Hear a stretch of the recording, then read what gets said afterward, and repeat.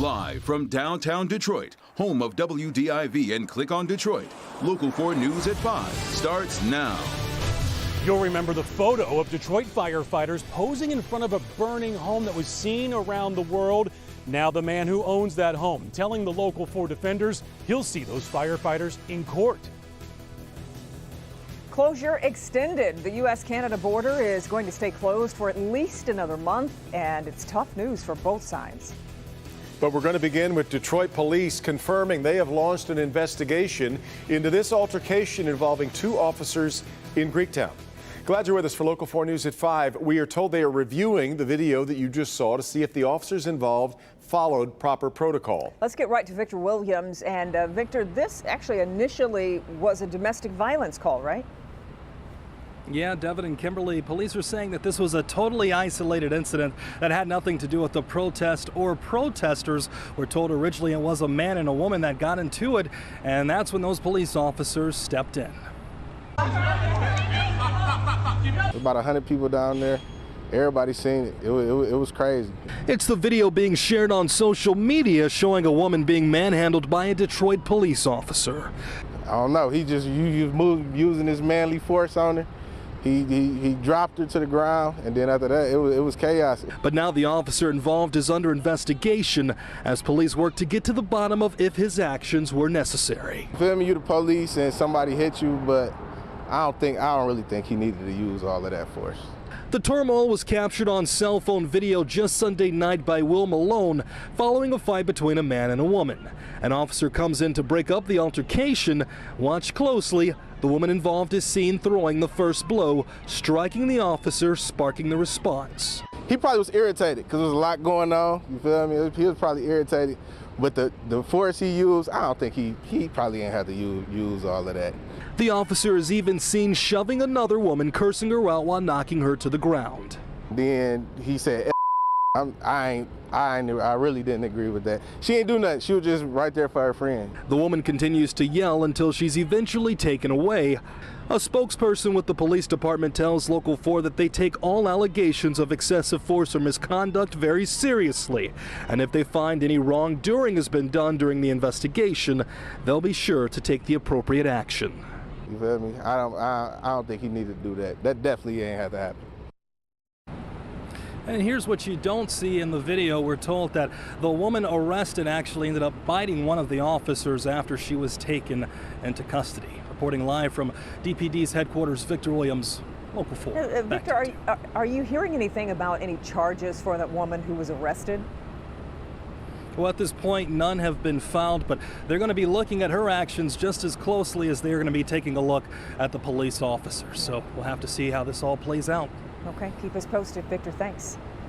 Today, President Trump reveals his first step in addressing the outcry over police brutality. The president signed an executive order on police reform after meeting with the families of those who've lost their lives in deadly confrontations with police.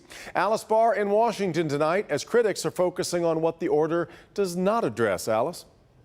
Devin, speaking from the White House Rose Garden today, President Trump called for finding common ground on police reform in a speech that later veered toward a campaign message on his response to the economy and coronavirus. President Trump today doubling down on his pledge for law and order. Without police, there is chaos. Without law, there is anarchy. And without safety, there is catastrophe.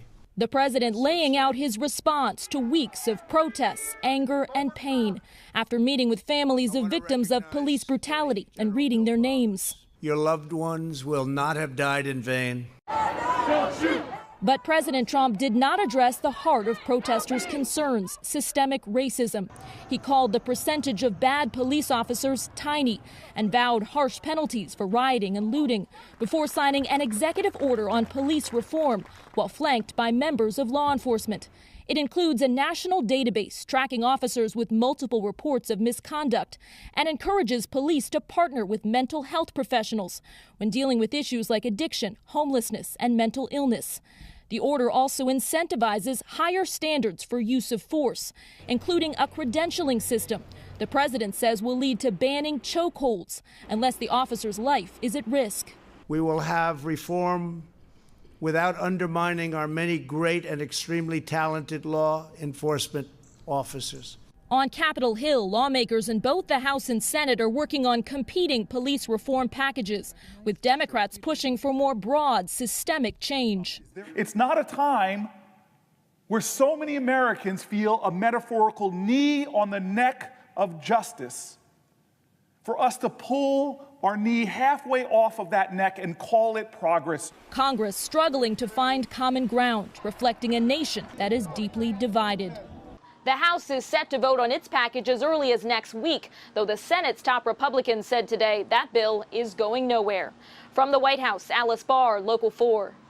All right, Alice, President Trump's executive order comes as Senate Republicans prepare to unveil their own package of policing proposals after the Democrats did the same.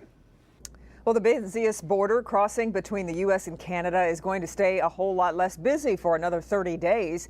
Today, Canadian and U.S. officials said the border would remain closed amid the coronavirus pandemic. So let's go ahead and bring in business editor Rod Maloney live. Rod, this is a huge hit for people with family on opposite sides of the border, along with a major economic impact as well. Right, Kimberly. You know, and one of the things we don't want to say that there is no traffic between the borders. In other words, commerce like auto parts and auto vehicles, autos coming across, that is still happening. There are some Americans who can return from Canada and Canadians who can return over the border that way, but it is still highly restricted. And one of the things that we've learned in this era of figuring out what is essential and not essential is that tourism would certainly rate among that, and it's going to be very expensive for the state of Michigan. None of the business and travel tracking agencies can tell us exactly what Canadian border traffic means to Michigan tourism or state tax coffers specifically, but Marcy Farnell of the Blue Water Convention Center says it is a lot. Half of our summer's gone, and our Canadian friends, you know, they play such a big part in the economy in our communities with our restaurants, with our shopping, with our golfing and our hotels. She says for border communities, there are regulars who go each way. But Canadian Premier Trudeau agreed with the Trump administration that to keep everyone safer, allowing border travel needs to continue to be shut down. The governor shares a similar concern with safety, but she says while she doesn't control this issue, she always likes to take the opportunity to let Washington know its impact with such decisions. It is something that we go out of our way to make sure that those in D.C. understand the ramifications on Michigan every time they make a ruling on that front. Despite somewhat reopening, Michigan's economy is still reeling. And when you consider tourism is in the top 3 industries, along with automotive and farming, losing this kind of business is going to hurt a lot going forward. It was quite devastating for us. I mean, it's hard enough for the states to be, you know, shutting down, and then to have our Canadian friends not being able to cross the border. It definitely was quite disappointing. Marcy tells me that she's been in touch with her colleagues in the Sioux and also in Detroit, where they have the border crossings, and she said they are all feeling the impact of this. It, in many ways, is going to be a lost summer. Reporting live, Rod Maloney, Local 4. Okay, Rod, and ahead at 6, you're from a local couple who's feeling the effects of the border closure in a way you might not think about. They're newly married, but are on opposite sides of the border and unable to experience some big moments together. You'll meet them coming up new at 6 o'clock. We expect to learn tonight whether the Shelby Township police chief is going to keep his job. Earlier this month, you may recall, Chief Robert Shelby was placed on paid leave due to inflammatory comments he made on social media about those protesting the death of George Floyd. He has since apologized for those comments. Shelby's been the Shelby Township police chief since 2015. We'll see if he continues. Tonight, the Local 4 defenders are speaking exclusively with an unhappy Detroit homeowner who's suing the Detroit Fire Department. His home is burning in the background of this viral photo firefighters took on New Year's Eve. And as Defender Sean Lay found out, that homeowner filed the lawsuit today. When Detroit firefighters snapped a photo right here, that photo went viral and is still being seen around the world today. Firefighters posing in front of a burning home. The young man who was rehabbing that home, he tells the defenders he sees the photo too now, and it still takes his breath away. If a picture is worth 1,000 words, what do you think when you look at it? In shock. 6 months later, Deontay Higginbotham is still almost speechless when he looks at his family's home he was rehabbing for his grandmother on fire. Detroit firefighters posing for this photo outside. Did those firefighters ever apologize to you? No, sir. Did they ever say anything to you? No. Nothing. Nothing. This is what it looks like here, where the home stood on South Green Street today. At the time, the department said it was investigating, but the fire was too dangerous to send crews in. Crews that knew that the home was not vacant. Occupied or vacant, ladder 13.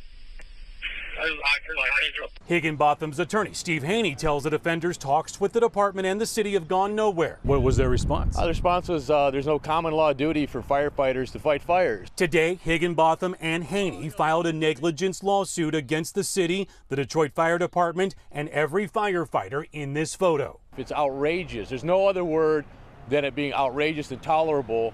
And really, the citizens of Detroit should be ashamed of this. This is something that was on national news. And it's really a horrible look for the city of Detroit. I thought they would be able to reach out, but they didn't reach out. No one. No one. So what does the fire department have to say about all this? Well, now that the suit was filed today, the department tells the defenders they're not going to talk about pending litigation. In the Del Rey neighborhood of Detroit, I'm Sean Lay, Local 4 Defenders. Hey, Sean, there's much more ahead here at 5. Here's Ben. Jim, we've got plenty of heat on the way. In fact, multiple 90-degree days, a legit heat wave in the 7-day forecast. That's next. Homes destroyed, businesses lost, frustrated and angry. There's no answers right now. It was a mess. It was heartbreaking. The loss and damages still mounting from the dam failures near Midland, Michigan. It could have been prevented. Demanding answers and help to rebuild their lives. That extra $600 that many of you are receiving right now as you collect unemployment benefits, well, it could soon expire. But Democrats have a new plan. So does the Trump administration. I'll show you how it could affect you coming up tonight.